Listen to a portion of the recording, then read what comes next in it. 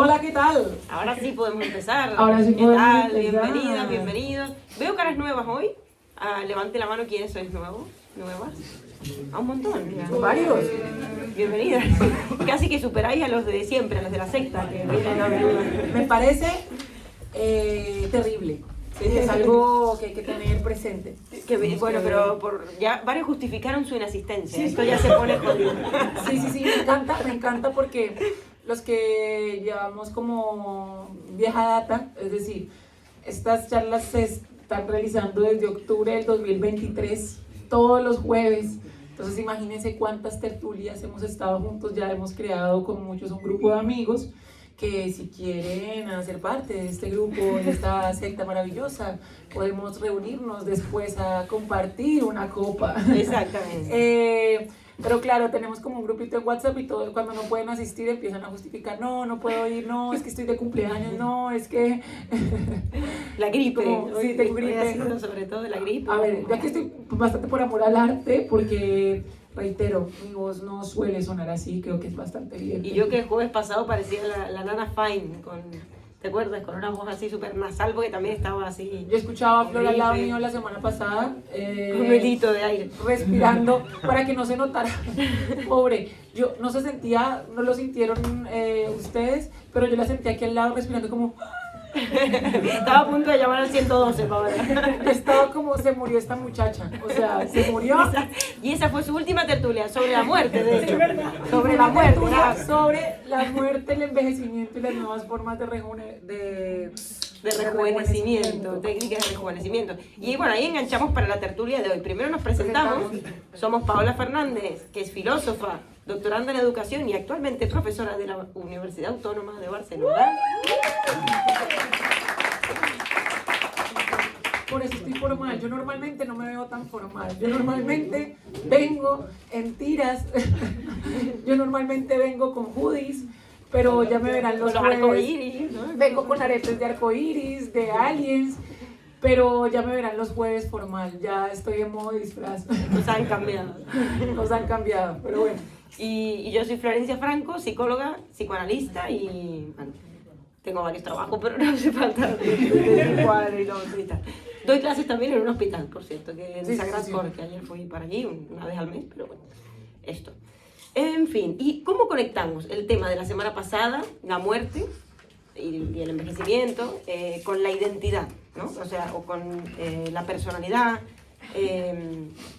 y los nuevos perfiles digitales? O sea, que de hecho es bastante, dicho sea de paso, difícil diferenciar identidad de personalidad. Sí, es bastante complejo, eso es bien interesante. Es una frontera como muy difusa, es verdad. A mí incluso también bueno, pero tuve que poner a estudiar ahí como... Y lo explicaré un poco desde Lacan y bueno, a ver, ojalá se entienda en los registros, ¿no? Como que la identidad pertenecería más al registro simbólico, mientras la personalidad más al registro imaginario, que ahora lo puedo explicar.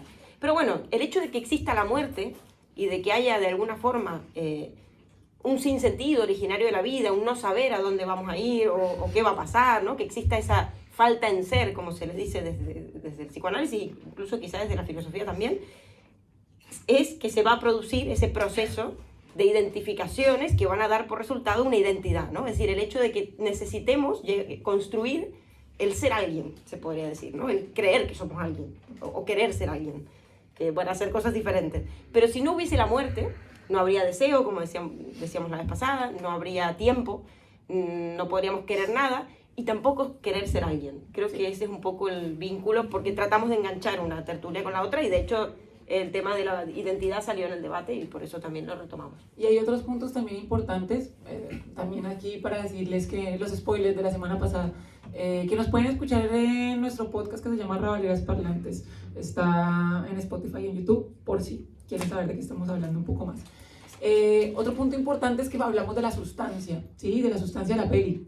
Y la palabra sustancia, o sea, dentro de la historia de la filosofía ha sido muy importante, que viene de substancia, que viene de substrato, que viene de aquello que está a la base, que viene de aquello que nos acompaña siempre, que de alguna manera tiene un carácter esencial, ¿sí? Que de alguna manera hace que la cosa sea lo que es. ¿Qué pasa? Que cuando pensamos en identidad, finalmente es aquello que nos acompaña, ¿sí? Que se supone que nos acompaña y hace que esta cosa que somos nosotros mismos cada vez que somos, qué rimbombante lo que acabo de decir, pero esa cosa que somos cada vez que estamos siendo, esa cosa que somos cada vez que habitamos el mundo, pues la identidad de alguna manera es lo que acompaña ese proceso de identificación con nosotros mismos. Y también que es fundamental que en los procesos, claro, de envejecimiento, uno de los problemas que también estábamos detectando es que hay un no reconocimiento con aquella figura que está ofreciendo quizá el espejo, ¿sí? Digamos, y por eso estos procesos de rejuvenecimiento, también de cara pues como a las nuevas tácticas capitalistas que te exigen una juventud eterna, pero más allá de eso también es como esa disonancia entre lo que se supone que creemos que somos y lo que nos ofrece la imagen. Entonces, de alguna manera, la identidad es aquello que nos puede acompañar y nos puede hacer, darle sentido a procesos de envejecimiento. También, totalmente. Sí, ahora, qué bueno que hayas mencionado lo de la esencia, ¿no? Porque pensaba, hay una esencia en cada uno de nosotros que normalmente es lo más difícil de encontrar o lo más difícil de descubrir muchas veces, ¿no? ¿Cuál es aquello que nos hace realmente uno mismo? Es decir, que es la particularidad de cada quien, ¿no? Es como a veces lo más complejo de encontrar, que sería lo que logran muchas veces los artistas, ¿no? De decir, bueno, esa expresión que se escucha mucho en cantantes o en poetas, de decir, bueno, al final llegar a poder triunfar en su arte se trató simplemente, como si fuese poca cosa, de ser yo mismo, ¿no? Y al final es la cosa más difícil y más compleja con la que a veces nos encontramos. Entonces, la identidad y la personalidad nada van a tener que ver con la esencia, desde el psicoanálisis, desde Lacan, sobre todo, ¿no? Al contrario, Lacan va a decir que la identidad es una pasión del yo. Y el yo no es la esencia. Es decir, el yo, de alguna manera, es una construcción imaginaria que tenemos para hacer frente justamente a la falta en ser, a la división subjetiva, al hecho de que no sepamos exactamente quiénes somos, qué somos para el otro, qué quiere el otro de nosotros, por qué nos tuvo. Todo ese tipo de preguntas por las que vamos a pasar todos los sujetos, al menos neuróticos, a lo largo de la vida, del desarrollo, van a dar como necesidad esta cuestión de tener que construir un yo. Pero ese yo no va a ser necesariamente la esencia. ¿Por qué? Porque ese yo se va a construir en relación al otro. En el estadio del espejo. Pau acaba de nombrar la cuestión especular. Y el estadio del espejo es justamente el momento entre los 6 meses y 18 meses del niño donde se va a construir el yo.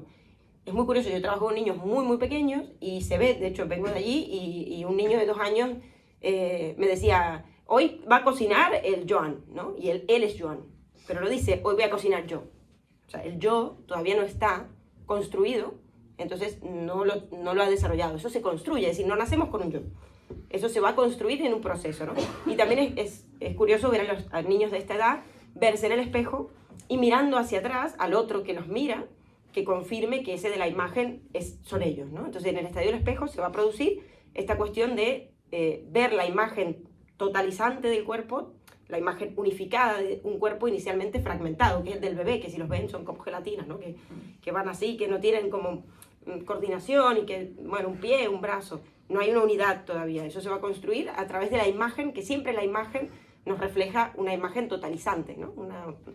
Una imagen unificada.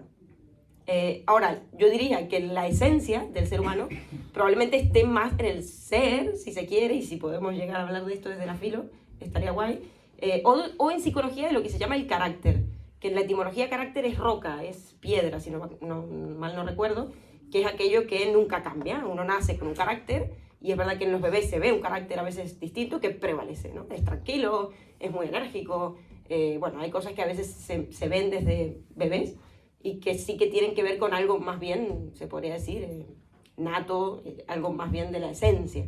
Pero es difícil diferenciar, ¿no? ¿Identidad de personalidad o esencia, identidad y personalidad? Esencia de todo lo que va a ser, y ahí vamos a diseccionar, identidad y personalidad que tiene que ver con el yo. Aunque mira que... Porque personalidad, ojo, viene de persona, y eso es máscara. Exacto. Entonces, la máscara va a venir a ponerse sobre esa esencia. Identidad, exactamente. Claro. Uh-huh. Es que a mí me parece bien interesante porque si nos vamos a la etimología de la palabra identidad viene de idem, sí, hemos hecho trabajos académicos, creo que lo hemos puesto bastantes veces. Idem es lo mismo, ¿sí? Entonces, finalmente, si nos vamos a la etimología de la palabra, no desde el psicoanálisis, sino desde la etimología misma de la palabra, identidad y esencia más o menos vendrían a ser, más que sinónimos, podríamos utilizarlos en un mismo contexto. Entonces, realmente identidad es lo que haría que cada cosa sea a sí misma cada vez que es, como lo estaba nombrando en este momento. Ahorita quiero hablar de un filósofo fundamental dentro de la noción de esta cuestión de la esencia, que fue el primero en hablar del ser, que es Parménides, pero antes quería retomar algo que acabas que dijiste al comienzo, y es que ese cuento de conocerse uno mismo, que dice, conócete a ti, de ese cuento de sé tu mejor versión, de tienes que saber quién eres, es de las cosas más complejas. Tanto es así que en el oráculo de Delfos, que era el lugar en donde las personas en la antigua Grecia iban a consultar su futuro, estaba la consigna en la entrada, que era conócete a ti mismo. Antes de saber tu destino y que te las pitonizas te lo digan, deberías conocerte primero, que es una de las empresas más complejas que nosotros tenemos a lo largo de nuestra vida.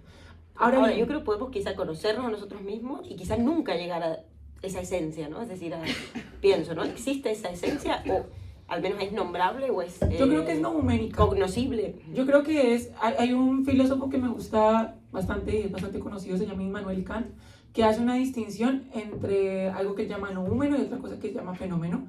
El noúmeno es la cosa en sí, es lo que hace que una cosa sea lo que es precisamente, sería como una suerte de esencia, pero es algo que siempre se nos escapa, porque por ejemplo, no sé, o sea, ¿qué es la cosa en sí de la botella? Ustedes pueden estar viendo la M, yo estoy viendo otra parte, de alguna manera estamos describiendo la misma cosa, pero esencialmente se nos escapa, no vamos a conocer, podemos pensar la esencia, pero conocer el noúmeno, conocer la cosa en sí, no va a pasar, siempre se nos va a escapar, siempre va a estar más allá de nosotros. Lo que nosotros conocemos que es los fenómenos, de alguna forma, lo que nos ofrece la cosa. O sea, yo puedo percibir, no sé, los puedo percibir a ustedes, puedo percibir una situación, yo puedo llegar a describir aquello que percibo, eso sería lo fenoménico. Ahora, yo creo que la cuestión de la identidad es nouménica para nosotros mismos, es decir, siempre se nos va a escapar, porque a la larga no podemos ver más allá de nuestros propios ojos. Y si no podemos ver más allá de nuestros propios ojos, pues tenemos una visión bastante sesgada de nuestra propia identidad. Hay un filósofo, bueno, ahorita nombro más adelante a Parménides, pero aquí me parece importante hablar de Jean-Paul Sartre, filósofo existencialista francés, bueno, padre de hecho del existencialismo. Bueno, padre realmente fue Kierkegaard, pero el primero en hablar de la palabra existencialismo como corriente filosófica.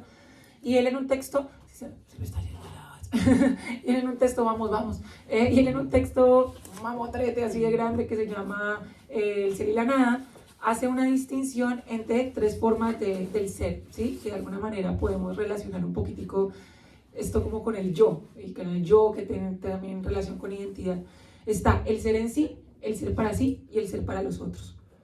El ser en sí es el ser de las cosas acabadas, ¿sí? Es decir, de las cosas que no tienen la posibilidad de ser proyecto. Esto, por ejemplo, es un ser en sí, en tanto que esto no tiene la posibilidad de ser otra cosa más que ella misma, ¿sí? Es una botella. Un perro, Sartre diría que también es un ser en sí, no tiene otra posibilidad de ser otra cosa más allá que lo que es, ¿sí?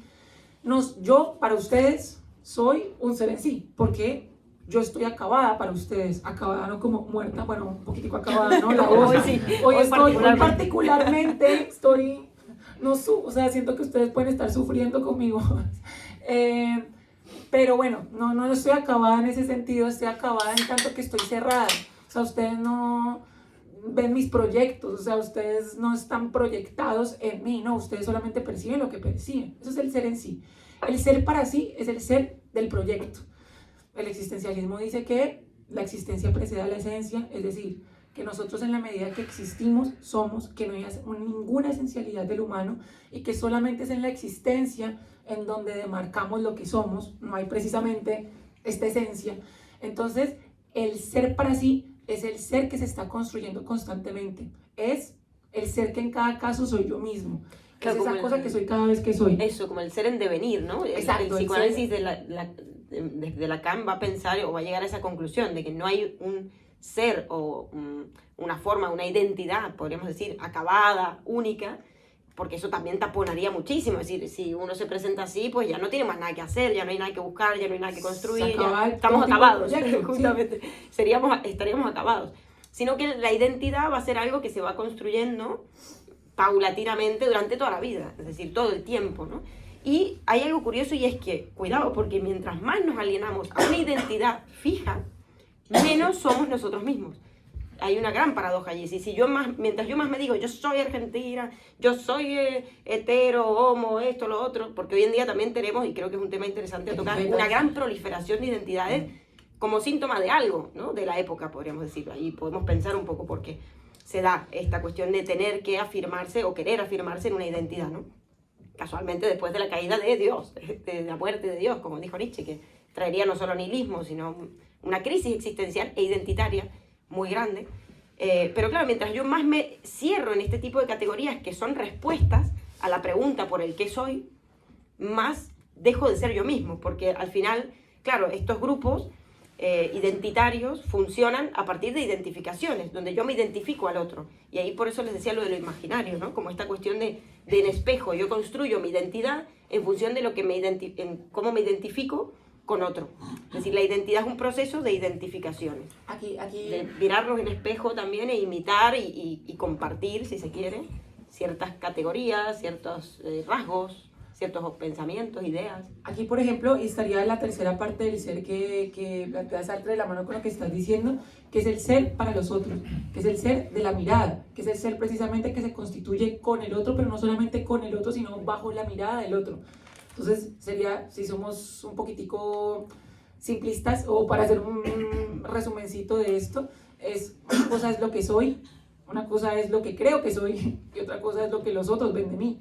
Y esa relación entre esas tres cosas, de alguna manera, se supone que constituye lo que sería la identidad.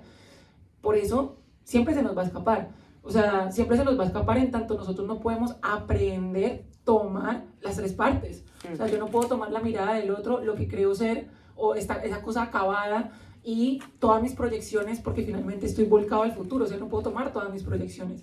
Entonces, de alguna forma, nuestra propia identidad se nos escapa, ¿sí? O sea, por mucho que nosotros intentemos constantemente encontrar algo que nos identifique con nosotros y con el otro, y por eso precisamente esta necesidad de arquetipos, de etiquetas, cada vez podemos ser más, somos un poco más eclécticos, pero también somos un poco más gregarios, ¿no? La gente es como, yo soy esto, y soy de izquierda, y entonces todo lo que esté del otro lado está mal, y de alguna forma es tratar de algún modo de aprender algo de identidad, de tratar de coger algo de identidad, porque siento que uno puede estar muy perdido cuando se le escapa la identidad. Eso, ¿no? Como hay una lucha ahí contra un vacío o contra una especie de falta en el saber, ¿no? Como de poder, de no saber quiénes somos. Lacan va a decir que todo sujeto pasa en un momento del desarrollo por la pregunta por el ¿para qué me tuvieron? ¿Qué quiere el otro de mí? ¿Qué voy? Dice la fórmula de esa forma. ¿Qué me quiere?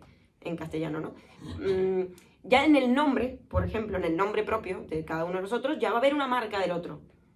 Por algo nos pusieron ese nombre, ¿no? Seguramente os habéis preguntado o le habéis preguntado alguna vez a la familia o les han dicho, te pusimos ese nombre porque tu abuela no sé qué, o porque era el nombre del verdulero que... A mí me lo pusieron porque en esa época hubo 2 reinas de belleza en Colombia que se llamaban Paola y estaba súper...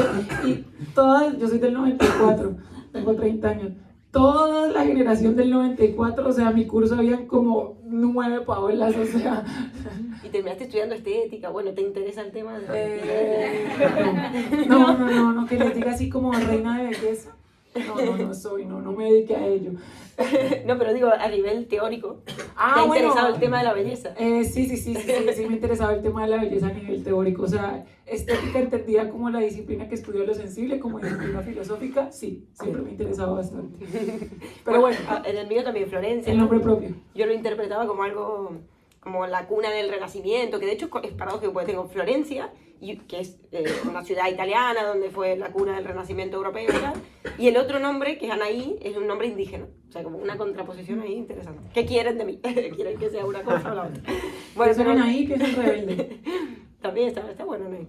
¿Sí? El tema es que me quiere el otro, ¿no? No va a ser esta cuestión del proceso identificatorio a través del cual voy a construir mi identidad, no va a ser solo en relación a lo que veo e imito. Verán que los niños imitan todo el tiempo al otro. Bueno, en la mayoría de casos se van construyendo ellos mismos a través de imitar lo que hacen los demás, un poco copiar, ¿no?, lo que hacen otros niños en el grupo de pares, en espejo. Por eso decíamos lo del estadio del espejo para la constitución del yo. Sino que también se va a construir por un montón de cosas, es decir, que van a estar de fondo a esta pregunta: ¿qué quiere el otro de mí? O ¿cómo me nombran? Esto es la identidad, no la personalidad, que ya después la vemos. Por ejemplo, ¿a qué voy? La identidad. Cuando a un niño le dicen todo el tiempo: ay, es que tú eres tan mentiroso, él reafirma todo el tiempo ese adjetivo, porque al menos eso responde a la pregunta por el quién es, ¿no? Esa pregunta originaria del no saber quién es él, porque no tiene una personalidad constituida, una identidad propia. Entonces va a agarrarse de todos los significantes que le van a venir del otro. Él es bueno, va a ser bueno, ¿no? O va a interpretar ese rol muchas veces. Nos pasa en la clínica que muchas veces vienen los papás y nos dicen: no, pues es que el niño es muy mentiroso. Es que el niño... Y no le están dejando de repetir constantemente. De alguna forma lo están invitando a ser mentiroso, ¿no? Porque, bueno, más allá de que habla del lugar que ocupa este niño en la familia, para esos padres, etcétera, etcétera, el niño se va a agarrar de esos adjetivos para construir su identidad, porque van a ser los únicos que tiene, ¿no?, para saber quién es, para responderse. Digamos que la identidad va a ser una respuesta prostética a la pregunta inicial, imposible de responder, por el qué soy en mí mismo y qué soy para el otro.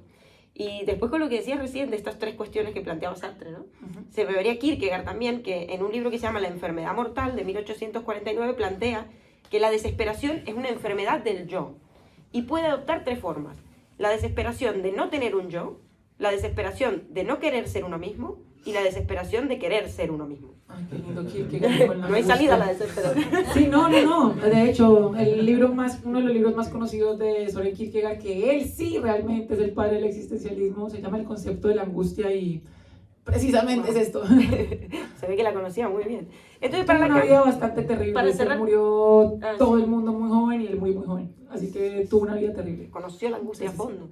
Y para cerrar, por mi parte, con la identidad, Lacan decía que la identidad es una ficción, un delirio necesario para que el sujeto pueda funcionar en sociedad también, ¿no? Si no tuviéramos identificaciones con los demás, lo que hoy se llama empatía tiene que ver con esto, ¿no? Me identifico con el otro, veo que el otro sufre, tiene angustia, y yo puedo entenderlo porque me puedo poner en su lugar, ¿no? Esto también tiene que ver con las identificaciones que permiten hacer grupos de amigos, hacer grupos de pares, estar aquí hoy, ¿no? Identificar... Coincidir en un espacio de filosofía un jueves de la noche. Exacto. Vale. Exacto. Frente a lo que decías, quiero nombrar dos cosas. Yo sé que aquí casi nunca nombramos psicología conductual cognitiva. Casi nunca. pero seguimos la palabra de Lacan. Amén y amén. Pero va a nombrar algo Bandura, que es uno de los primeros. Yo sé, sacrilegio. Pero bueno, es un psicólogo conductual cognitivo. ¿Eso qué significa para los que no están contextualizados con la psicología? Pues que de alguna manera piensa que el comportamiento humano tiene cierta relación estímulo-respuesta, causa-efecto, un poco más biologicista, si podremos llegar a decir, que no está mal. De hecho, fue el origen, digamos, de la psicología entendida como ciencia social, ¿no? No hay que darle tanto palo a la pobre psicología conductual cognitiva. No. Que de hecho... Hay gente a la que le sirve, total. No, y que me he dado cuenta que los grados en psicología aquí pues por lo menos en Barcelona se enfocan mucho en ese, es muy biologicista, mucho. Sí. Pero bueno, sí.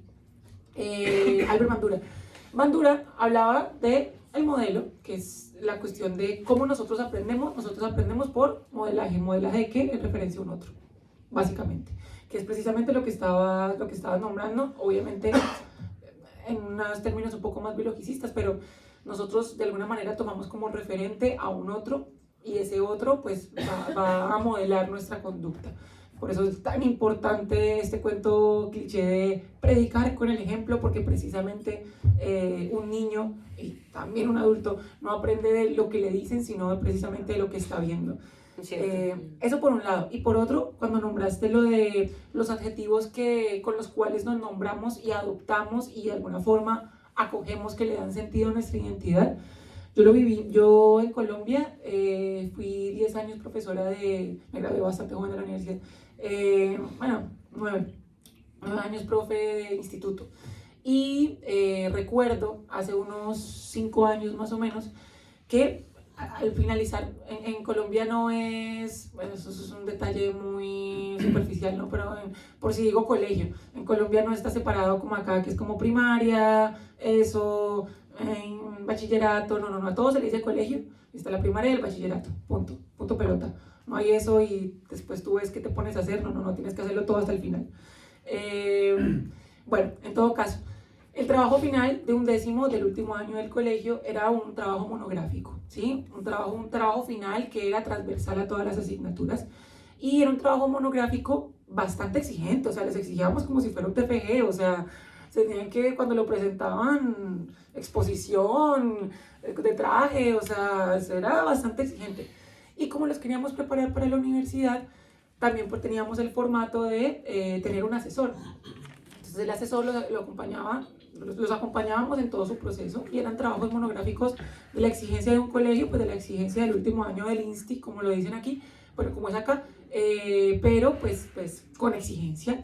Y había un estudiante, no voy a decir el nombre evidentemente por respeto, pero había un estudiante que durante toda su vida académica pues siempre había sido bastante problemático, brillante, ¿sí? El típico chico que es brillante y es tan brillante que como que suena cliché, pero le daba hasta como pereza a las clases, o sea, como que aprendía tan rápido que era como, y no entregaba trabajos, pasabas con exámenes así no entregara nada. Altas capacidades, como se diría. Altas capacidades, pero con una displicencia por la educación y por la educación formal. ¿Por qué? Porque durante todo, sobre todo el bachillerato, le repitieron, es que, voy a decir Pepito porque, Pepito, es que tú eres tú eres indisciplinado, tú no haces las actividades, tú eres muy difícil, entonces... Tú eres eso. Tú eres eso, constantemente le decían. Entonces, cuando iba a hacer su trabajo monográfico, ningún profesor lo quería tomar.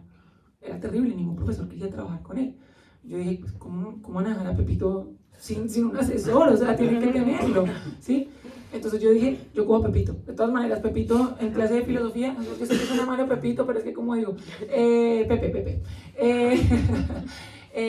Normalmente pasaba que los chicos más problemáticos de todas las asignaturas en filosofía, 10 de 10, siempre. Esa es la mía, la asignatura del rebelde, ahí yo podía hacer que explotaran toda esa rabia también para pensar. Entonces yo, bueno, cojo a Pepito. Hizo un trabajo excelente.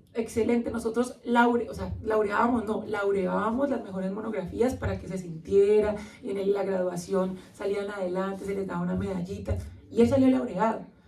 Y lo que me dijo, y lo puso me dan ganas de llorar, lo puso en el anuario, como gracias profesora Paola, por que dejaste de repetirme que era malo para todo, y que dejé de serlo. Entonces, él me decía como, es que todo el mundo, todos los profesores me repetían tantas veces que era malo, que era indisciplinado, que no hacía bien las cosas, que por qué iba a hacer otra cosa más que eso. Claro. Porque nunca nadie los profesores no le decían, es que eres capaz. Claro, eso y de alguna manera lo que se esperaba de él. Y ahí hay dos cuestiones. Por un lado, uno se puede identificar a eso que se espera de uno, aunque sea algo negativo, porque muchas veces se espera algo negativo de uno, no necesariamente siempre se espera que seamos el mejor de la clase, ¿no? Se puede esperar otras cosas en función de otras cuestiones. Pero también, y esto conecto con la tertulia anterior, uno se puede identificar con el objeto del deseo del otro. Y esto pasa con la histeria, por ejemplo, en el caso de la peli lo veíamos, ¿no? En La Sustancia, la histeria como estructura clínica, que en otras tertulias lo hemos explicado, que la pueden tener hombres también, no necesariamente hablamos de mujeres, pero el hecho de querer ser eso que el otro quiere que yo sea, ¿no? Entonces me identifico a eso que el otro me designa de alguna manera, ¿no? Ser rubia, alta, yo qué sé, delgada, joven, todo lo de la película, bueno, no era rubia, pero bueno, más o menos, ¿no? Como esta cosa joven, no sé, los estereotipos, los ideales, encajar con eso que se espera de mí, con eso que representaría el objeto de deseo del otro, ¿no? Como que eso también puede pasar, identificarnos a eso. Nos podemos identificar a muchas cosas muy inconscientes. Por eso ahí la cuestión del yo, a diferencia del inconsciente, ¿no? Y esto es importante. Freud va a dar uno de los 3 atentados o golpes contra el narcisismo de la humanidad, según él mismo. El primero fue Copérnico, cuando viene a decir que no todo gira alrededor de la Tierra, sino que la Tierra gira alrededor del Sol y que, bueno, un planeta más pequeño por ahí, no es tan importante. Después viene Darwin a decir que no somos hijos de Dios, sino del mono. Otro golpe para el narcisismo, y viene después Freud mismo, que dice, el yo ya no es amo en su propia casa. Es decir, no todo es, como creía Descartes, racional, no somos sujetos sumamente racionales, que hacemos todo bien, que todo lo podemos pensar, predeterminar, dueños de nosotros mismos, en absoluto. O sea, va a haber algo de lo cual no somos dueños, que es incluso una parte nuestra, ¿no? Esta parte que se llama inconsciente, que es un saber no sabido, que nos habita de alguna manera. Entonces no somos dueños por completo de todo nuestro yo, no somos conocedores tampoco de toda nuestra identidad subjetiva, ¿no? Y de hecho la identidad va a tapar un poco, y la personalidad también, la división subjetiva. El hecho de que a veces no sepamos exactamente quiénes somos o haya cosas de nosotros mismos que se nos escapen a lo cognoscible, a lo racional. Ya que hablas de la cuestión de la caída de la razón, que sí, estos tres grandes cachetadas, pues como al ser humano entendido como desde ese primer lugar donde Aristóteles en la Ética Nicomaquea definió al hombre como animal racional, primer punto y fundamental, que hasta el sol de hoy, cada vez que decimos que estamos teniendo un comportamiento como un poco más pasional, decimos estoy obrando como un animal, ¿sí? Como de alguna manera disociando todo lo que no es racional de lo humano, como si lo humano solamente fuera racional. Hasta el sol de hoy tenemos un poquitico esta concepción, ¿no? Que otro paréntesis del paréntesis, hace un par de charlas hablamos sobre el monstruo, que me encantó esta charla, me pareció genial ese tema, y claro, cuando nosotros vemos algo que nos parece terrible o algo, un comportamiento humano que nos parece que es abominable, que nos parece que no es humano, lo llamamos monstruo, como de alguna manera poniéndole como una animalidad a lo humano. Pero entonces, esta caída de la razón, de estas primeras definiciones de lo humano, pues lo que hicieron fue, de alguna forma, ponernos de cara a pensar que la identidad es una cuestión que se construye, o sea, la identidad es una cuestión que está viva. O sea, la identidad no es lo que Aristóteles en algún punto decía, que si nos vamos a la lógica, el primer principio de la lógica, el primer axioma de la lógica fue el principio de identidad. Toda cosa es igual a sí misma, ¿sí? Que es una de las bases de las matemáticas. Ahí salió literalmente el símbolo igual, ¿sí? Toda cosa es igual a sí misma. Ese es el primer axioma fundamental. Pero claro, esa relación con la identidad, esa relación con la lógica, eso como muy bien dijiste, Descartes, de ese fundamento, de ese cogito ergo sum, de ese pienso entonces existo, tan importante es el pensamiento que define mi propia existencia, que me da un lugar en el mundo y que cayó en la contemporaneidad y que cayó después de las guerras, cuando nos dimos cuenta que racionales, pues como que no somos, porque si no, no hubiésemos hecho lo que hicimos. De alguna forma nos pone de cara a que la identidad es fluctuante. Tanto es así que, por ejemplo, Nietzsche hablaba que la identidad no existe. Y no solamente, y de hecho, que nosotros todo el tiempo estamos superándonos a nosotros mismos, que esta es la cuestión de la voluntad de poder, ser cada vez más y ser cada vez mejor, que es a lo que quiere tender el superhombre, ser cada vez más y ser cada vez mejor. ¿De quién? De sí mismo. ¿Y eso qué va a hacer? Que no haya una identidad constituida como un yo constante y perenne, sino que algo que siempre tiene que mejorar. Total, de la mejor versión de ti y tal, nos habla de lo alienado que estamos a ciertos ideales también contemporáneos, ¿no? De belleza, de la imagen del cuerpo y, bueno, un montón de cosas, pero realmente muy alienados. O sea, al final dejamos de ser nosotros mismos y estamos súper alienados mientras más queremos reafirmarnos en esta cuestión de ser uno mismo, al menos como se plantea la substancia, luego cada uno... Bueno, claro, Nietzsche no era desde ese lugar, no era desde proponer unos nuevos valores y demás, pero claro, si leemos esta voluntad de poder, de esta idea de ser cada vez más y mejores ante nosotros mismos, desde los códigos capitalistas que nos venden, sé tu mejor versión, es bastante disonante con lo que decía Nietzsche, de alguna forma crea unos propios valores, es capaz de cuestionar los valores para crearte unos, que era una cuestión un poco más consciente, un poco más propositiva, un poco más vitalista, pero bañado desde el capitalismo. Y Nietzsche de hecho derriba un poco esta moral cristiana que se fundamentaba en este principio de ama al prójimo como a ti mismo, y dice ámate a ti mismo y verás cómo te aman los demás, ¿no? ayúdate a ti mismo y te ayudará a todo el mundo. O sea, Nietzsche tiene ese tipo de cosas de romper un poco con esta cuestión del siempre más el otro primero y ponerse a uno mismo por delante, que tiene que ver con esto. Y decía lo de lo monstruoso y me pareció interesante para retomar la personalidad, más o menos cerrando, que ya nos queda poco más o menos. Pero, claro, yo decía, todos tenemos algo monstruoso, entre comillas, cuando nos quitamos la máscara, justamente, ¿no? Es decir, la máscara que es la personalidad, por la etimología.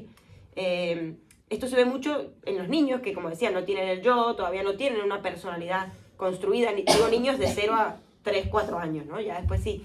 El niño entra, es muy curioso y gracioso, porque el niño viene a la sesión y de repente no quiere, o sea, está de mal humor y está así, no quiero venir hoy, no quería venir hoy, te odio, te pega, ¿no? Como que esta cosa de no tener la máscara, porque no le hace falta, es como que es muy espontáneo, él es así.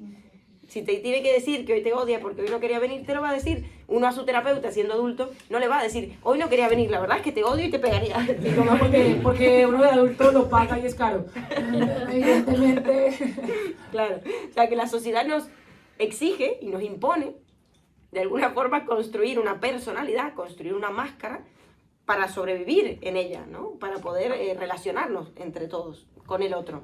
Porque creo que realmente personalidad es eso, una máscara. Y decíamos lo de la identidad fluctuante, pero la personalidad no puede ser tan fluctuante, porque si no sería múltiple personalidad, ¿no? Ya nos etiquetarían, que de ahí también las identidades contemporáneas, muchas veces que remiten a categorías diagnósticas, ¿no? Soy TDAH, soy TCA, soy TEA, etc.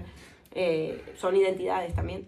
Pero esta cuestión de que la personalidad, bueno, normalmente se tiene que más o menos mantener, porque si no después están todos los tratados diagnósticos de salud mental donde podemos ver un sinfín de trastornos de la personalidad que indican justamente esto, cambios, trastorno bipolar, TLP, todos los que engloban un poco trastornos de la personalidad, lo que vemos son cambios abruptos, inesperados en lo que sería la personalidad de cada uno. Sí, que no solamente la típica ciclotimia que todos podemos llegar a tener, que es esos cambios de humor como fuertes que podemos tener de un momento a otro, sino que realmente es como cambios abruptos, significativos en el comportamiento. Sí, yo creo que la cuestión con la personalidad es, de alguna forma, es esa imagen que nosotros que tenemos que mantener ante un otro y que de alguna forma nos da cuenta de nuestro lugar en el mundo, pero no sé, por eso mismo, etimológicamente me parece como, no sé, me parece como un poco complejo la distinción entre identidad y personalidad. O sea, me parece que de alguna manera como que colindan, ¿sí? Están como un poco, como que andan de la mano, están caminando juntas. Y para hablar un poco, quiero nombrar esta cuestión de los perfiles digitales, que también es... antes, ¿puedo agregar solo una cosa de la máscara? Claro. De la personalidad, que la máscara tiene algo curioso y creo que es la paradoja que encarna también la propia personalidad, que es que, por un lado, tapa algo, ¿no? Tapa el rostro verdadero, si se quiere, porque está la máscara, pero a la vez revela algo, muestra algo, ¿no? Mostra, del monstruo también. Muestra algo y por algo hemos elegido esa máscara y no otra. Es decir, que la máscara también habla del fondo, ¿no? O también habla de nosotros mismos. A veces más que quizá lo otro, ¿no? Entonces como que hay una paradoja allí de que uno ha elegido esa máscara por algo y que allí quizá hay algo que se refleja también de una cierta esencia. Pero ¿no te parece, y hablando precisamente y vinculándolo con lo que acabas de decir, la cuestión es con las formas en las cuales nos relacionamos en los nuevos perfiles digitales, en las redes sociales? Sí, o sea, los avatars. Bueno, me parece una locura entendida no como locura etimológicamente, sino más vulgarmente la palabra. Me parece como muy intrigante la forma en que nosotros escogemos qué queremos ser dentro de las redes sociales, precisamente, escogemos cómo habitar esa máscara. Y me parece también muy interesante precisamente que muchas personas decidan habitar la máscara más que habitar quizá la relación con los otros. O sea, puede pasar con personas, por ejemplo, no sé, sin entrar en clichés, ¿no? O sea, que juegan videojuegos, reitero, sin entrar en clichés. Mi pareja juega bastante videojuegos y tiene amigos y vida social, pero muchos otros que quizá inmersos en este mundo es ese lugar de alguna manera en donde se sienten seguros para expresarse frente a un otro, para encontrar precisamente esa máscara que da cuenta de su relación con el otro. Pero también, no solamente lo cliché de los videojuegos, porque reitero, por mi pareja he conocido a bastantes personas que les gustan los videojuegos y tienen amigos. Tienen amigos y vidas sociales. Y es la primera pareja que tengo que juega, le gusta bastante los videojuegos, entonces sorprendida. Pero también, por ejemplo, en Twitter, en esta cuestión de alguna manera, esconderse detrás de un nombre genérico con muchos números y muchas letras para decir cualquier cantidad de cosas a un otro, para tratarle mal, para insultar. Yo me he puesto, bueno, a veces cuando, yo creo que muchos lo hemos vivido, cuando vemos una noticia que sabemos que es bastante picante, meterse a los comentarios. Sí, siempre, me encanta. Eso lo pone a uno, y uno a veces le da rabia y uno dice, ¿será que me meto aquí a participar? Pero hay comentarios que uno dice, si no estuvieses, y que claro, uno se mete y no hay foto, no hay nada, un fondo genérico. Una foto de un paisaje de perfil y 3 seguidores, 4.000 seguidos, ¿vale? Precisamente eso, o sea, ¿cómo haces precisamente un perfil, precisamente una personalidad en este espacio para insultar a un otro detrás de algo que no tiene un rostro? Y para descargar algo del orden de la agresividad, ¿no? Como también, que tiene mucho que ver con el estadio imaginario, el registro imaginario, donde uno está identificado y alienado completamente a un otro. Entonces, se trata, claro, cuando uno está tan alienado al otro, para explicarlo fácilmente, porque esto es complejísimo, como lo explica, lamentablemente nos obliga a traducirlo, pero es como uno está tan identificado al otro, fusionado en una especie de fusión, se pierde a sí mismo. Y en esa lucha por recuperarse a sí mismo se va a despertar algo del orden de lo agresivo, ¿no? De querer romper el espejo como sea, porque no se soporta tampoco estar en esa fusión, ¿no? Hay una especie de agresividad brutal que surge en estos entornos, ¿no? Porque en realidad lo que se está alienado ahí, no sé, en el caso de... Depende, hay que ver el caso por caso, pero digo, los perfiles digitales que muestran la vida feliz, exitosa, contemporánea, esos son los más alienados que nadie al discurso de turno, ¿no? O a los ideales del discurso de este tiempo. Entonces, el perfil digital, esa máscara digital, es una defensa ante la angustia o el vacío de la falta en ser, el sinsentido de la vida, se podría decir. Yo me he encontrado muchísimas veces con situaciones, no sé si le ha pasado, por ejemplo, la siguiente, de decir a mi hermana, ¿no? ¡Ay, qué feliz que se ve la amiga de mi hermana, que la vi en Instagram porque la tengo y la conozco de toda la vida, ¿no? ¡Qué feliz que se ve fulana, ¿no? Se la ve re bien. No, se está tomando medicación para la depresión, no sé qué. Pero si la vi hoy en un yate con el, no sé, en el novio ahí en Ibiza. No, pero sí, está depresiva.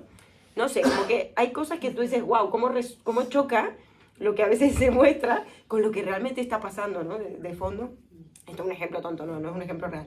Pero como que ese contraste a mí me ha sorprendido muchas veces, de gente que pone la foto de que está en su mejor momento de la vida y después te enteras por otro lado que en realidad la está pasando fatal, ¿no? Entonces hay una manera allí de defenderse también de una angustia, pero a la vez querer encajar en estos ideales del discurso de turno. Y esto yo creo que tiene que ver, y tenemos que ir cerrando, con la muerte de Dios, con el hecho de que los grandes ideales que regían Occidente hasta hace no tanto, hayan caído y haya generado un vacío de sentido, un vacío de significación, al cual intentamos dar respuesta de estas maneras sumamente imaginarias, que a veces sirven y a veces no, o a veces sirven en una parte. No, yo creo también que, digamos, pensarse la identidad hoy en día, que quería nombrar, tengo una lista de filósofos que quería nombrar y no nombré, mira esto. Y solamente hablé de Sartre. Es que la palabra identidad en filosofía tiene un montón de peso, pero bueno, o sea, no nos da la vida para, no estamos haciendo un seminario sobre la identidad en filosofía, no. Estamos charlando sobre las cuestiones de estos temas. Un filósofo que me gusta también bastante, Paul Ricoeur, filósofo fundamental dentro de la hermenéutica, habla de 2 relaciones con la identidad, y con eso también concluyo. Él habla de la identidad desde la mismidad y desde la ipsidad.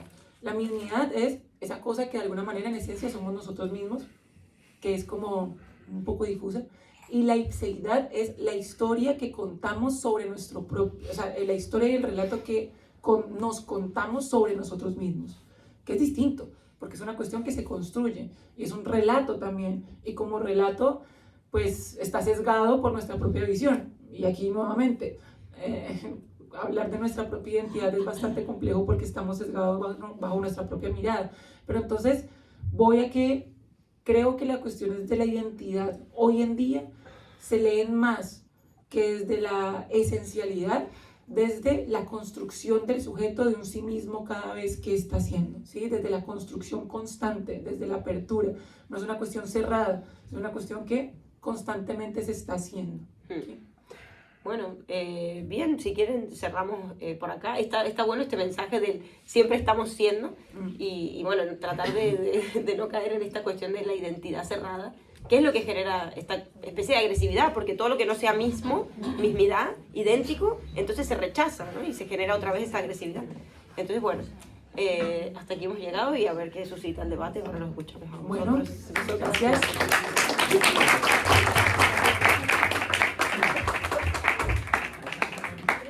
Me encanta porque con Flor estábamos hablando antes que como yo estaba como tan mal de la voz y eso, como no hablemos tanto esta vez, hablemos media hora, 45 minutos. O sea, no sé si se dieron cuenta que pasaron 45 minutos. No podemos, o sea, yo decía, voy a hablar poco. No se puede, no podemos no hablar. A mí la vez pasada con la nariz tapada me pasaba igual. Sí, era como, no podemos no hablar. Bueno, para los nuevos les contamos más o menos la dinámica que realizamos ahorita. La idea es que hagan preguntas, no tenemos que responder necesariamente nosotras, pueden responder los demás, pero respetando la palabra del otro, y le vamos a dar prioridad pues a los que no han hablado, es decir, si otra persona quiere volver a participar, pues si hay otra que no ha participado y está alzando la mano para hacerlo, pues vamos a dar prioridad. Y la idea es desde el respeto. Y otra cosa es que esto, como les habíamos contado, está en nuestro podcast Arrabaleras con V de Arrabal. Sabemos que es con B, pero es porque nacimos en el Raval, entonces tiene ese guiño, no es un error ortográfico. Y esto lo montamos en Spotify y en YouTube. Entonces, el debate también queda registrado, significa que si participan, pues su voz estaría registrada, ¿vale? ¿Quién quiere empezar? ¿Crees que la identidad digital termina siendo un poco más real, si se quiere, que la identidad que mostramos en el día a día nosotros? No sé si me explico.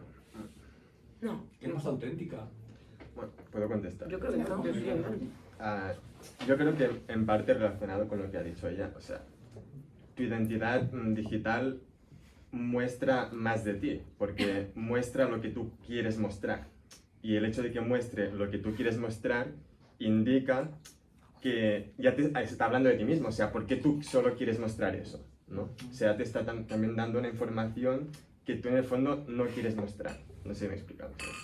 Pero en el sentido de que lo que tú quieres, la máscara que has dicho antes, si tú quieres enseñar esta máscara, ya a mí al menos diría, vale, ¿y por qué me quieres enseñar esta máscara? ¿No? Y no otra cosa, ¿sabes? O sea que en el fondo sí que también muestra quizás una parte más profunda incluso que un entorno no digital, pero no estoy, o sea, a mí el entorno digital no, o sea, no me gusta mucho porque pienso que... A ti no tengo ni cómo a ti él... El entorno digital y eso, o sea, tengo muchas contradicciones en este sentido porque pienso que, bueno, no sé si me estoy enredando demasiado, es que no sé cómo funciona esto tampoco. Sí, tira.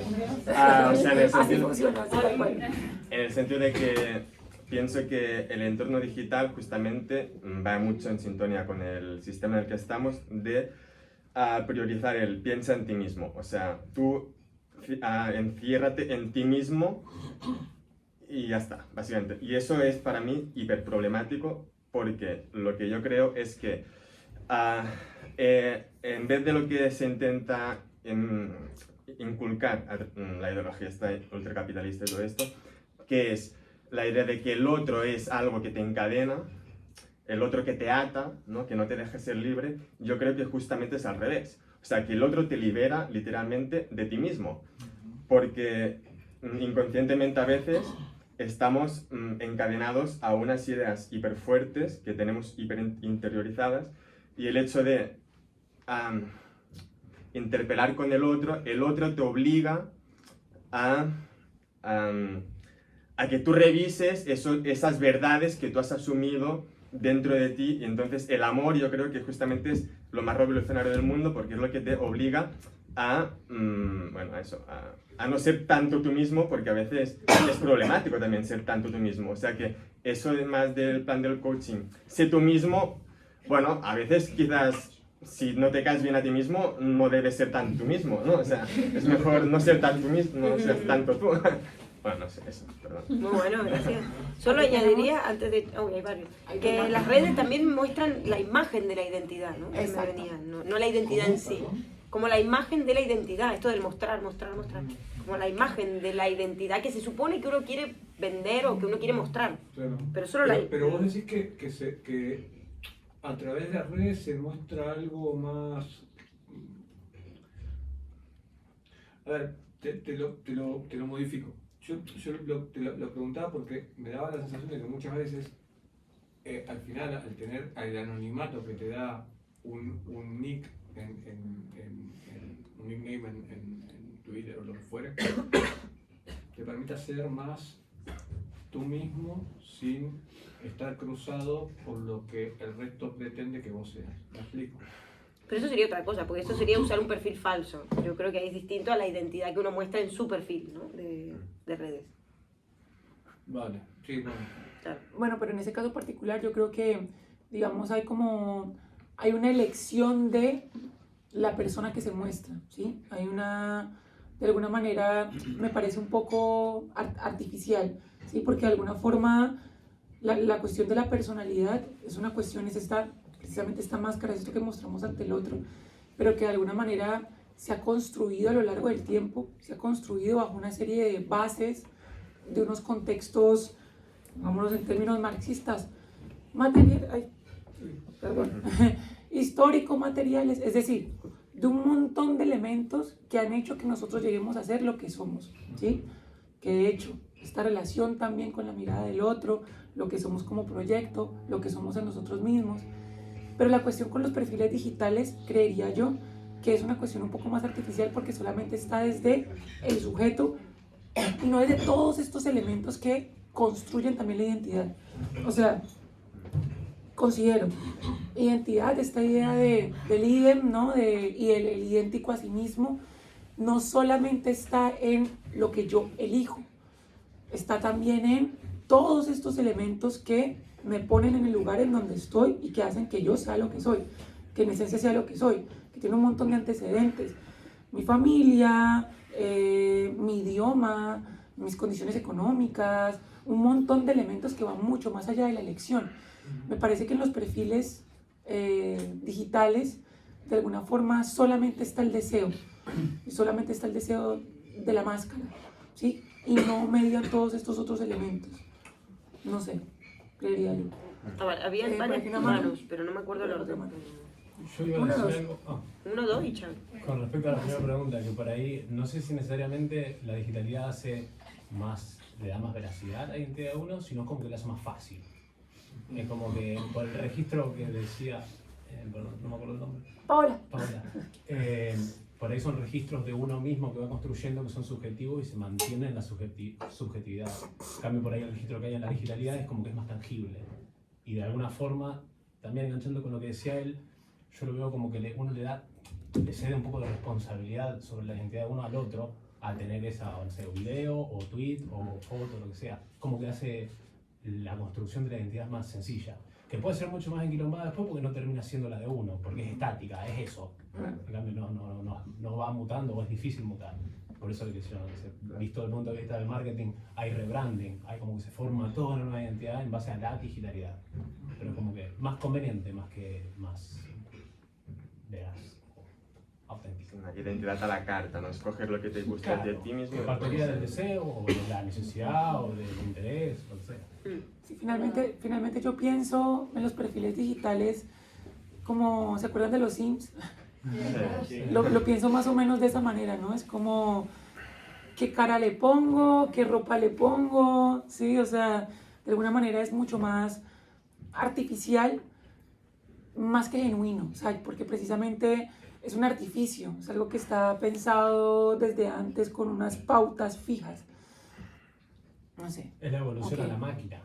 Pasamos de ser uno a ya a disponerlo en algo artificial. Sí, sí, sí. Bueno, que eso es algo también para seguir indagando. Ah. No, yo creo que lo que iba a decir que sí que es verdad que puede ser muy artificial una identidad online, pero muchas veces la gente necesita tener esa identidad, a lo mejor en su vida real no puede ser lo que es realmente. Por ejemplo, si vives en un país árabe, por ejemplo, y eres homosexual, en tu vida real a lo mejor no puedes tener esa identidad porque te puede causar un perjuicio, pero a lo mejor online puedes crear una comunidad, conocer a gente que tenga que tengas esa misma identidad que tú sin el peligro de que te vaya a pasar algo simplemente porque tú eres así y en ese sitio donde tú estás, en la comunidad en la que estás, no te aceptan. Entonces, sí que muchas veces es artificial, lo vemos todos, que todos ponen lo bueno, eso es lo bueno y nunca voy a poner lo malo, pero hay mucha gente que dentro de esa identidad es que es la única manera que tienen de ser ellos mismos, entre comillas, porque en su vida real no pueden mostrar, depende de qué aspectos, porque si lo hacen van a ser criticados, van a ser juzgados, van a ir a la cárcel, van a ser violentados. O sea, al final muchas veces es la única manera que tienen. Claro. Y a veces también, perdón, a veces ayuda también a no sentirte tan solo, ¿no? Quizás Exacto. porque ves que hay alguien más como tú que siente quizá lo mismo y dices, ostras, no estoy solo, ¿no? Que Exacto. compartes, creas una comunidad, ¿no? Y también creo que también por eso muchas veces tenemos tantas etiquetas hoy en día, ¿no? Porque hoy en día muchos usamos las redes sociales y con las etiquetas sí que es verdad que a veces nos podemos centrar y solo tener una red social que solo vemos lo que a nosotros nos interesa, pero también es una manera de encontrar pues, gente con mejor es afín a ti en aficiones mismo y conocer a gente misma en la misma ciudad que tú vives, por ejemplo, y decir, mira, voy a venir a una actividad de filosofía porque me interesa la filosofía y a lo mejor estoy viendo, pues mira, que a esta persona también le interesa la filosofía y ya está, pero es algo que también nos puede unir al final. Oye, tiene sus cosas malas, porque tiene muchas cosas malas, todos lo sabemos, pero yo creo que también es una identidad que muchas veces es muy necesaria. Sí, sí, Sí, sí. total. Sí, no, con artificial, no, por ejemplo, yo no estaba diciendo, yo lo veo más desde el artificio, pero como de artefacto, pero no con eso como peyorativamente, es decir, como si, a ver, yo utilizo bastante las redes sociales para las personas que me conocen, saben que yo utilizo bastante las redes, o sea, no es desde ese lugar, sino más bien desde nosotros escogemos qué mostramos. Y mira que hay un fenómeno que a mí me parece interesante, que creo que es muy contemporáneo, y es que creo que ahorita en las redes sociales no todo el mundo muestra que está bien. Es verdad. De hecho, últimamente he visto mucha gente que cuenta que está mal. Sí. Y yo sigo muchísimos más a los que cuentan que están mal. ¿Sí? Como, no sé, tengo TDAH, tengo bipolaridad, me echaron del trabajo. De alguna manera, uno se encuentra con un otro. Hay un filósofo que hace rato no nombro, que se llama Arthur Schopenhauer, que dice que hay algo que nosotros tenemos que se llama la voluntad, que es un ciego afán de algo que no sabemos qué es, pero nos moviliza a la acción y nos genera sufrimiento. ¿Sí? Básicamente sufrimos. Es el mero deseo, es la base de lo que después Freud hablará de pulsión, de la voluntad de poder de Nietzsche. Es un deseo ciego de algo que no sabemos qué es, pero nos mueve. Y vamos a sufrir, básicamente por eso. Pero él dice que hay varias formas para asumir un poco, lidiar un poco con ese sufrimiento. No lo podemos evitar, evitarlo sería morirnos, básicamente porque la vida es dolor, dice Schopenhauer, pero una de las formas en las cuales podemos lidiar un poco con ese sufrimiento es la vida compasiva, ¿sí? Es de alguna manera darnos cuenta que el otro también está sometido bajo el yugo de la voluntad y de alguna manera encontrar comunidad en ese espacio, o sea, Un poco lo que ha dicho. sí, encontrar que otro sufre también y que podemos Salina. sufrir juntos, que creo que es mucho más bonito cuando, Sí. es horrible cuando uno se reúne con amigos y todo, no, me fue súper bien, no, estoy súper bien, es como, no, uno con los amigos es todo está una mierda, el trabajo está mal, odio todo, o sea, y nos sentimos más en comunidad un poco. Ah, Xavi había levantado la mano. Ah, ya había levantado la mano. Y Víctor.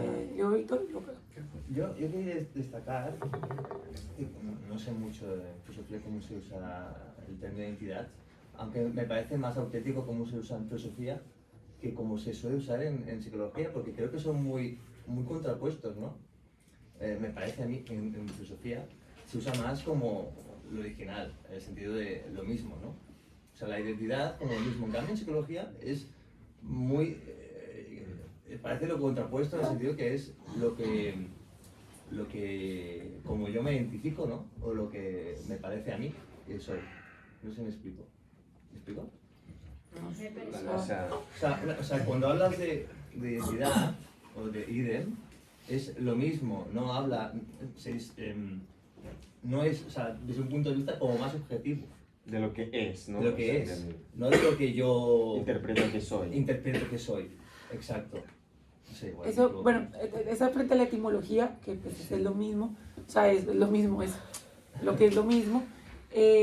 Yo creo que la génesis en la filosofía, la génesis de la palabra identidad, la acompaña un poco esta noción de la substancialidad, ¿sí? Como de la esencia, pero en la filosofía, después de posguerras, se cae un poco esta noción, ¿sí? O sea, es decir, que cuando uno dice la filosofía es como, o sea, toda la filosofía pues va desde filosofía antigua, medieval, moderna, contemporánea, entonces digamos como que también cambia un poco la noción, pero hoy en día se ve un poquitico más la identidad desde la construcción. Entonces, digamos, no sé si respondo como a tu pregunta. Bueno, simplemente me da atención porque son cosas muy contrapuestas, a mi entender. O sea, son súper contrapuestas, o sea, son para mí totalmente contrapuestas, ¿no? Porque cuando se habla de esencia, la palabra esencia es como muy gruesa. ¿No? Es como una cosa que es incuestionable, indescifrable, ¿no? Que no se puede, misteriosa incluso, y en cambio lo otro es una cosa como que es de tu percepción, como es lo aparente, ¿no? En el sentido. Lo veo súper contrapuesto, ¿no? ¿Antagónico no sé? Sí, antagónico. No, bueno, yo creo que alberga la misma paradoja que máscara, ¿no? Que personalidad, que es que sí, por un lado está la mismidad, lo idéntico, pero a la vez se construye en base a un otro también, y en eso idéntico que se comparte con un otro o que se refleja en el espejo con ese otro. Hay una paradoja allí que, bueno, que al final no me parece que esté mal o que pueda no existir. No hay contradicción en el inconsciente, es una de las leyes, ¿no? Básicas. Hay muchas cosas que coexisten y que están. La identidad puede ser lo más propio de cada uno, pero a la vez se construye en base a identificaciones con otros. Y sí, eso pasa, ¿no? Porque nadie es realmente, no, yo qué sé, todos somos sujetos particulares, pero a la vez estamos en sociedad y también nos construimos en base a otros. No sé, Eso creo también que... tiene muchas paradojas, porque si es una cosa construida socialmente, entonces ¿quién lo construye? ¿Tú o yo? O los dos, o nadie. Claro. O sea, al final, Bueno, y o sea, el deseo es el deseo del otro, según Hegel, Lacan retoma. Entonces, ¿cuál es el deseo propio? ¿Cómo podemos saber si hay un deseo propio, si en realidad siempre está nuestro deseo alienado al del otro y tal? Bueno, porque allí está la gracia también de la complejidad. Y también del pensarnos, ser. por eso la palabra identidad también ha tenido como, precisamente como esta, más que evolución, porque parece que fuera un proceso ascendente, ¿no? Digamos como estos cambios, porque la cuestión de la esencia es una cuestión que parece desligada de lo otro. Y cuando nosotros construimos una identidad, estamos ligados a lo otro, no es un proceso estático. O sea, no nacemos acabados. O sea, Ni solos, o sea, nacemos solos, pero somos producto de alguien más. Que alguien que nos puso un nombre, que nos pensó e imaginó de una manera, que quiso y esperó algo de nosotros. Entonces, como que en ese punto, claro, sí, venimos solos al mundo y cada uno será responsable de su goce y su deseo, pero también somos producto de alguien más y, por tanto, en toda nuestra identidad y en todo nuestro ser estará la marca de ese otro.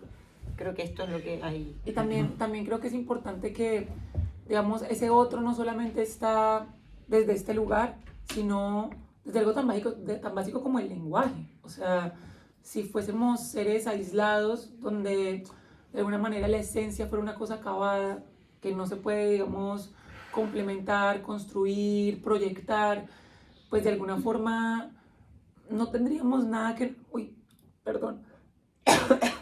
no tendríamos ningún pasado que nos antecediese, ni estaríamos proyectando ni volcados a lo que viene. Entonces, yo creo que precisamente por eso la noción de identidad, no desde, a ver, yo creo que aquí sí, por ejemplo, saquemos la lógica. En la lógica la identidad es principio de identidad, toda cosa es igual a sí misma. Pero si la relacionamos con sujeto humano, la noción de identidad ha cambiado precisamente porque se ha nutrido de la idea del otro. Entonces, no creo que sea antagónico, ¿sí? Víctor. Perdón, es que estaba prestando atención y se me ha ido santo al cielo. Nada, quería comentar un par de cosas que me habían, no sé, son apuntes así que he pensado, me parecían curiosos. Que, por ejemplo, la red o internet me recuerda mucho a lo que es el terreno de la psique, porque es como, no hay nada físico, no hay nada tangible. Y ahí puedes como evocar muchas partes de ti mismo, ¿no? Supongo, psíquicas, no sé, me da esa sensación. Es una cosa de un juego que no voy a decir ahora, pero bueno, da igual. Eso, paso de ahí. El caso es que lo de la psique lo quería hilar con que me recuerda mucho a lo que en psicoanálisis, o al menos en Jung, se tiene como los sueños, que es como una contraparte que intenta como nivelar algo, ¿no? Por ejemplo, o sea, un sueño, se supone, a veces, imagínate que tú vives una vida genial, tus sueños son terroríficos, yo qué sé, está tratando de nivelar eso, ese desbalance que hay. A lo mejor este ejemplo es una mierda, vamos a hacer al revés. Que estás viviendo una vida de mierda y tus sueños son increíbles, ¿no? Entonces, aquí se joda.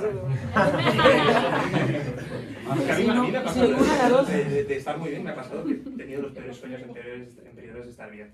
Pero bueno, es como que intenta dejarte, sí, no sé, a lo mejor es algo bien, pero intenta como hacer un balance entre esos dos, ¿no? Y me recuerda un poco eso Internet, lo que habéis dicho, ¿no? Este tema de esa chica estaba tomando lo que fuera, o hay gente que tiene TLP, o que tiene X problemas, o que está fatal, y sus perfiles muestran totalmente pues, al contrario, ¿no? Eso me recuerda a ese mundo de la psique, ese mundo de los sueños, y hasta por ahí eso. Y luego lo otro que me ha recordado que cuando tú hablabas de cómo son los niños, ¿no? En terapia, cómo son los niños al principio, que no pretenden, Internet me recuerda mucho a eso, a algo que te retrotrae a ese puer, ¿no? A esa niñez, que puede ser, mira por ejemplo cualquier streamer o cualquier tweet de una persona, tú eres una puta, no sé qué, te odio, porque vas vestido de rosa, o cualquier gilipollez que diría un niño, ¿no? Cualquier tontería que diría un niño que ni siquiera ha pensado, que solo le causa como un malestar y lo quiere soltar así porque sí. Me recuerda a eso. Y tal vez tenga sentido porque en Internet estás proyectando una identidad que ni siquiera tú tienes muy clara, con ese perfil tuyo que inventas, y a lo mejor es eso, estás volviendo a ser niño en otro aspecto de tu vida otra vez y hacer gilipolleces que hace un niño o ser directamente sincero, ¿no? Claro, por ejemplo. O de alguna manera similar. hay como también como cierta libertad de la elección, ¿no? A ver, sigo creyendo que de alguna forma precisamente es un poco artificial en tanto que estamos eligiendo cada uno de los puntos y a la larga la cuestión de la identidad va mucho más allá de nuestras elecciones particulares y propias, sino que hay un montón de condiciones económico-materiales, históricas que nos han determinado como lo que somos. Sartre tenía una frase que era: nosotros somos lo que hacemos de nosotros con lo que el mundo nos ha permitido. O sea, tiene que haber mundo compartido para que tengamos identidad. Y lo que pasa en los perfiles digitales es que como toda la elección es propia, de alguna forma ese mundo compartido no está tan del todo, por mucho que sea un perfil digital, no hay un mundo tan compartido también. Entonces creo que eso sería pues como... Yo lo que veo de infantilización en las redes es el tema del mamá mira, mírame, aquí estoy, mírenme. Tanto si estoy bien y feliz y quiero demostrar que estoy feliz, como si estoy mal y triste, y también quiero que todos se enteren que estoy mal y triste, porque no tengo intimidad y no me lo puedo dejar para mi foro íntimo, o para qué sé yo. O sea, como que todo el tiempo hay una constante, cuestión de exhibirse. Eso es un poco niño en el sentido del buscar la mirada del otro para asegurarte y confirmar tu propia existencia, ¿no? O sea, de la transparencia, ¿no? Sí, un poco claro, un poco esto, sí, y nos infantiliza. Yo hace rato quiero hablar de este tema en alguna cultura, no sé cómo nombrarlo, pero la infantilización, ¿no? De la sociedad, como que en algún punto muchas veces no sé, como que hay algo de eso, de una cierta infantilización generalizada, de la cual a veces me siento parte, no hablo de fuera. Por dos. Pero como que hay un poco esa cosa del el niño que se esconde para ver si lo buscan y que solo existe si el otro lo ve y lo mira.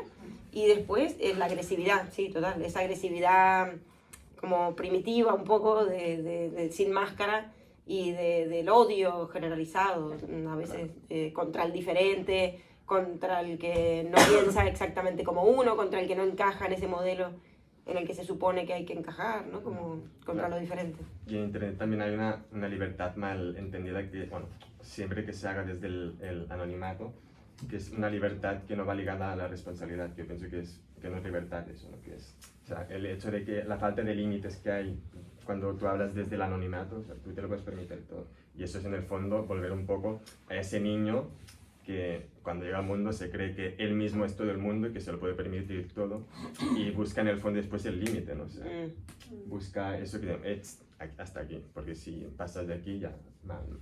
Y Internet en ese sentido también recuerda esa idea de libertad absoluta que te lleva, la libertad absoluta al final te lleva a la ausencia de libertad.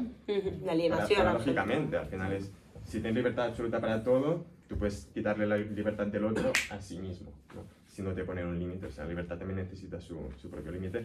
Y es eso, o sea, al final hacerte adulto es eso también, o sea, entender los límites, básicamente. En el momento que apareció la prohibición, apareció la libertad, ¿no? Claro, es que sin prohibición no hay libertad. Con el mito fundacional de Adán y Eva, ¿había absoluta libertad? No había libertad, simplemente habían dos sujetos, Adán y Eva, en el paraíso. Y en el momento en que apareció precisamente el árbol del conocimiento y dijeron, aquí no pueden comer, en el momento en que apareció la prohibición, apareció la libertad, porque apareció la elección. Si no existiera prohibición, no existiría libertad. Sí. Pero ya estaba primero la mano. Sí. Vale, aquí. Muy bien. Bueno, en un contexto filosófico me resulta paradójico como cuando se habla de identidad, muchas veces tiene más que ver con la uniformidad que con la singularidad. ¿Y por qué digo esto? Porque justamente cuando hablamos de identidad y hablamos del idem, que en el caso de que se demuestra que estoy hablando de uniformidad es porque es más de lo mismo, la uniformidad del más de lo mismo, mientras que la singularidad es una forma de tomar conciencia precisamente de la unidad. O sea, es decir, si somos uniformes muchas veces es porque nos sentimos divididos. Y desde la división es donde surge la uniformidad de que cada uno mira hacia sí mismo, pero de la misma manera. Mientras que siendo singular y te sientes parte de una unidad y comprendes que la unidad solo parte de una diversidad, si te permites ser singular dentro de una diversidad, es que verdaderamente estás sintiendo lo que es la unidad. Claro, una parte de un todo, ¿no? Una parte de un todo. Entonces yo creo que todo surge porque, claro, la mente humana es una mente dual.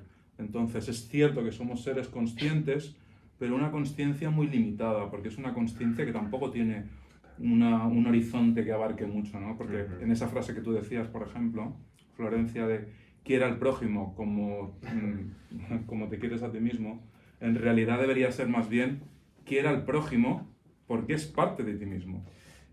Esa es una visión muy clara de los antiguos, ¿no? La idea de yo soy una parte del todo, ¿no? Incluso en el estoicismo bien entendido, no es de símbolo, es eso también en el fondo, que tú eres una parte del todo, aunque tú no entiendas la totalidad, ¿no? Tú eres parte de la totalidad y por eso tienes que tratar al otro como una parte de ti, no como si fueras tú mismo, al fin y al cabo, ¿no? Correcto, exactamente, es entender con una conciencia superior, claro, que nos hace entender que hoy en día no hemos trascendido mucho en realidad desde la Edad Media, porque en la Edad Media, si os fijáis, partíamos del yo. Yo soy yo, tú eres ajeno a mí, si te veo te mato por si acaso. Hemos trascendido del yo al nosotros, pero vamos a admitirlo. El nosotros no es más que un pacto de no agresión. Yo no te hago daño para que tú no me hagas daño, y ahí es donde llegamos al nosotros. Pero la verdadera trascendencia es transmutar eso al ellos. Es decir, lo que tú hagas no es ni por mí ni por nosotros, sino por ellos. ¿Y quiénes son ellos? Los que están por venir, los que ni siquiera conocemos, los que ni siquiera imaginamos. Y ahí es cuando podremos decir que habremos trascendido esa identidad que tiene que ver con el nosotros mismos, porque al fin y al cabo, si comprendemos que el nosotros mismos es una parte ínfima de lo que es el todo, pues querremos que el todo es lo que preserve esa... Claro, es como... O sea, es decir, me pongo en un plano quizá demasiado filosófico, pero lo que quiero decir es que además de ser una máscara, la personalidad también es una cáscara. Y esa cáscara quizá algún día consigamos soltarla para comprender que la identidad es una identidad común, es una identidad que hace que todo baile en un conjunto y que no esté tan dividido el ser humano. Que sea por eso que tengamos estos miedos, que sea por esto que veamos tantos monstruos y que sea por eso que muchas veces pues, nos cerramos en nuestro yo sin tener esa empatía que tú dices, o incluso algo que es más alegre, que es tener no solo empatía, sino simpatía, ¿no? Cuando tienes simpatía y hay una simbiosis, ya es, no solo te entiendo, sino que entiendo y encima me acerco a ti con simpatía. Total. Y esa amabilidad que es la que no tenemos muchas veces porque nos cerramos en el yo. Claro, es que al final la filosofía clásica es también trascender el yo, o sea, estamos en una época muy del yo. No solo de que le damos mucha importancia al yo, y la filosofía clásica también tiene esta idea de trascender el yo, no eliminarlo, sino trascender, que es diferente, ¿no? En plan, guiar también tus actos no solo en función de un yo malentendido desde mi perspectiva, sino que tus actos tienen que ir en base también a algo que eres tú también, que es ese todo, ¿no? O sea, cuando tú estás haciendo algo para el todo, lo estás haciendo también para ti mismo. Todo. Y a veces confundimos como si fuera una cosa el todo y yo estuviera aparte en eso. Yo, para concluir, la única frase que me gustaría mencionar es que es una frase que se nos dice mucho, que es la del conócete a ti mismo. Quizá podríamos modificarla, no simplemente suprimirla, pero complementarla con, en lugar de conócete a ti mismo, constrúyete a ti mismo, porque así podrás conocer a los demás. Si te construyes bien, te permitirás conocer mejor a los demás y desde ellos podrás conocerte mejor a ti mismo. Me gustó. Por acá, Gracias. por acá habías echado primero la mano aquí. Sí, aquí y aquí. acá también. Vuelve. Quería... A mí me pareció... Pero sí. Como él no perdón, es que le habías levantado primero la mano y luego tú. Me debería cambiar un poco el foco de la conversación hacia la caída de Dios, la muerte de Dios, ¿no? Que esto parece que ha dado lugar a una explosión de identidades, que más que identidades son etiquetas, somos que la identidad va más allá de estas etiquetas. Y me preguntáis, ¿esto pudiera venir de que la doctrina de Dios anulaba de alguna manera la identidad, dándote ciertas definiciones de lo que tienes que ser, ciertas etiquetas, ¿no? Y también me preguntaba si la identidad nace con la conciencia del ser humano, imagino que lo de antes era personalidad, quizás, porque la identidad requiere un nivel de conciencia, ¿no? Y si en ese momento en el que apareció, si también estaba asociada a esas etiquetas, o la identidad era algo más libre. Es una muy buena pregunta. Yo creo, no lo sé, y conteste cualquiera si sabe, o si quiere opinar también, pero creo que, claro, bajo el imperio de Dios, ¿no? También es verdad que se podía hacer de una manera más concreta, ¿no? Bajo la mirada de Dios, que era el que guiaba todos nuestros pasos, la conducta, ¿no? Un poco quiénes eran los buenos, bueno, eso se definía en función de una moral cristiana determinada, la empatía, ser bueno con el otro, caridad, no sé, pensar en el otro, tal. Ahora no es tan fácil, o sea, yo creo que la muerte de Dios lo que hace justamente es enfrentarnos a un vacío de sinsentido que permite a la vez construir muchos nuevos. Pero estamos perdidos todavía, o sea, es algo muy reciente, me parece, y totalmente coincido, y qué bueno que lo hayas dicho, creo que hoy en día se confunde etiqueta con identidad y con nombramiento, ¿no? Al final todos queremos nombrar esa singularidad que somos, de alguna manera, o saber quién somos, pero bueno, en realidad en lugar de hacer ese trabajo de construcción de una identidad, a veces nos alienamos a ciertas etiquetas que son como parches y que nos definen, ¿no? Claro, porque la identidad no es ser y punto, ¿no? Sí, porque si la identidad fuese como una visión un poco más clásica, o más bien, es que desde filosofía la palabra identidad, sí, reitero, si lo tomamos desde la lógica, son principios y axiomas, pero como esta idea de la esencialidad cae con lo que también critica Nietzsche, y es la caída de la razón, ¿sí? O sea, no solamente, Nietzsche, por ejemplo, no solamente nos hablaba de la muerte de Dios, precisamente porque ustedes y yo lo matamos, porque hemos matado los valores judio-cristianos y porque no queremos vivir bajo esas formas éticas, sino que queremos construir nuestros propios valores, sino que Nietzsche escribe otro libro que se llama La Galla Ciencia, en donde critica la idea de ciencia entendida como el conocimiento verdadero y el único válido. Como esta idea de que solamente desde la razón nos definimos. Entonces, la identidad es una cosa que, digamos, está desde la construcción, no está solamente desde la razón, no está desde unos valores predefinidos.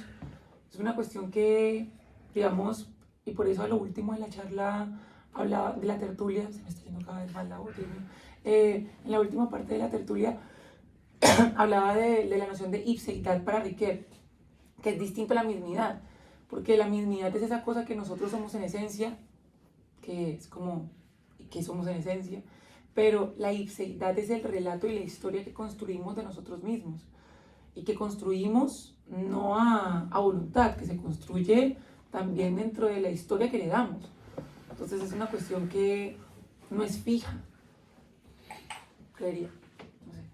Es que ahí, te juro que hay un temón para, sí, temazo, para reflexionar, porque, o sea, ¿qué es de la identidad o cómo funciona la identidad después de la caída de Dios, que es la muerte del Padre también, ¿no? Ese Padre que antes definía y nombraba y decía quiénes eran los demás, de repente no está, pero también hemos incorporado a ese Padre, o sea, según la teoría de Freud al menos, al Padre lo hemos matado, pero lo hemos hecho propio. Entonces, bueno, en algún punto ahora todos estaríamos en esta frase del Antiguo Testamento del yo soy el que soy, ¿no? Como queriendo nombrarnos a nosotros mismos en función de nuestra mismidad, pero en realidad hay una confusión muy grande, porque creo que es muy reciente y nos estamos encontrando que es un problema casi psicológico, digamos, en el que está la humanidad social, obviamente también, pero psicológico en el sentido de que nos permite o nos ha llevado a preguntarnos cosas que hasta este momento, hasta hace 100 años, 200, no se preguntaban, ¿no? ¿Qué quiero? ¿Qué deseo?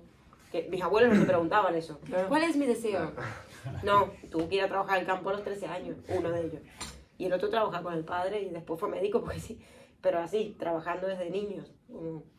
Entonces yo sí que veo que tengo esta pregunta por ¿qué quiero yo? Siempre pude pensar en qué deseaba, qué quería hacer de mi vida, quién quería ser, ellos no tanto. Entonces hay más complejidad, digamos, hay más libertad, pero a la vez hay más complejidad y más dificultad en decir, ostras, hay demasiadas opciones. Eso está súper interesante, claro, digamos como esta idea de libertad, que precisamente Sartre decía que la libertad es una condena, entonces pues finalmente de lo único que no podemos escapar es de la libertad, estamos condenados a ser libres y eso implica una responsabilidad, pero ahorita precisamente en esta cuestión de ser libres, de escoger quiénes somos, es bastante contemporánea, ¿sí? Esto es muy reciente, antes no había una elección del yo propiamente, no había esta idea de proyecto, claro. ¿no? En la Edad Media, si nacías campesino, morirías campesino. Y punto. Ahora es como puedes ser lo que quieras y eso va totalmente vinculado a la idea de angustia que habéis comentado antes. O sea,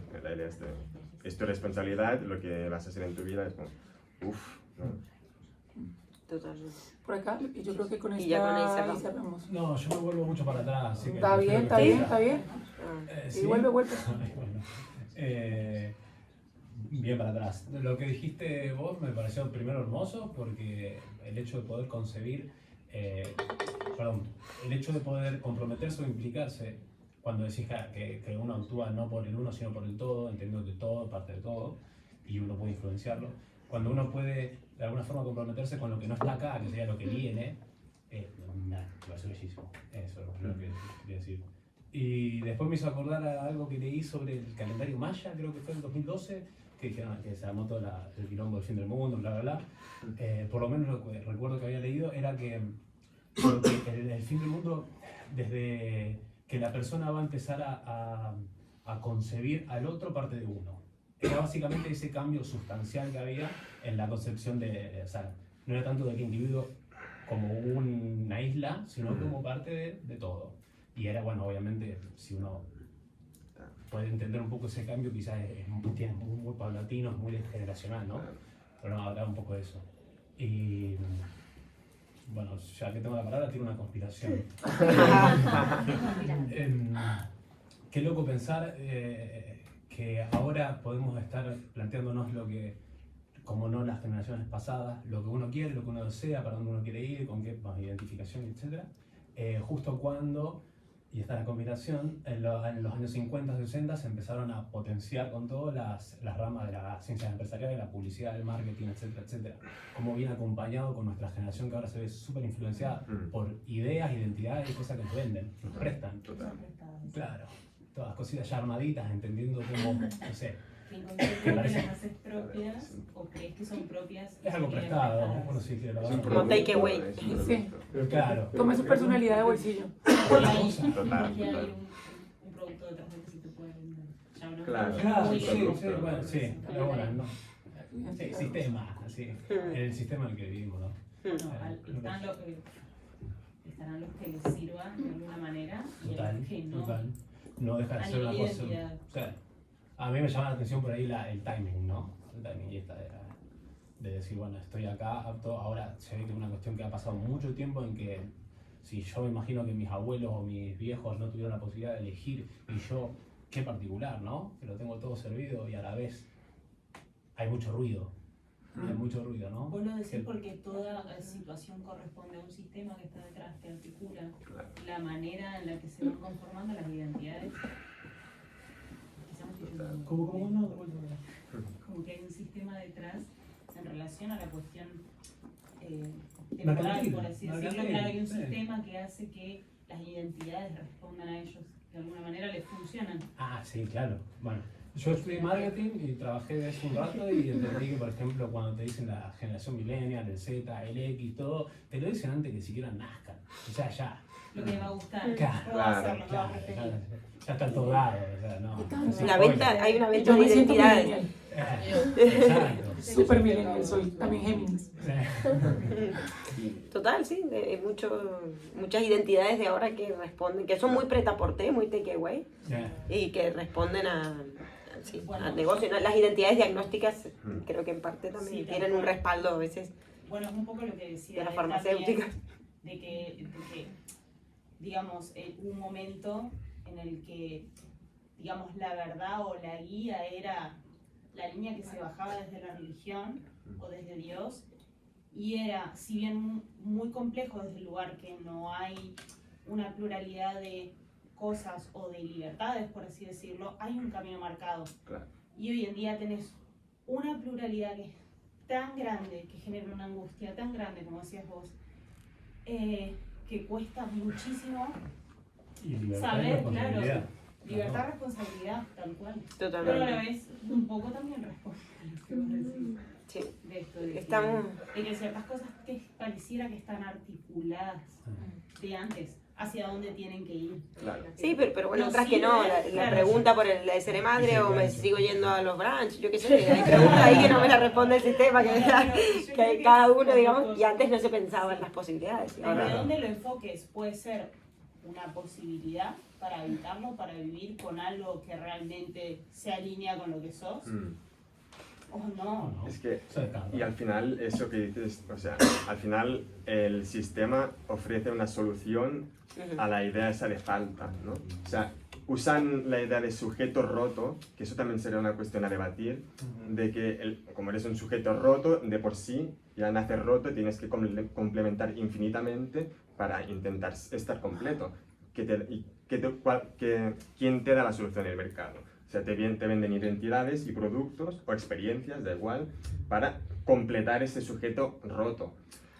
Eso es un tema, bueno, sí, la idea del sujeto roto. Pero para cerrar, que está bueno que hayas cerrado por aquí la cosa y te agradezco lo que acabas de decir, es una solución posible la que nos vende el mercado, pero es una. Hay muchas más. Hay que tener las ganas y la responsabilidad de querer construirla cada uno la suya propia, ¿no? Que bueno, a eso invita un análisis y bueno, y muchas otras formas de terapia y de arte y lo que sea. Bueno, gracias, de verdad, ha sido muy interesante.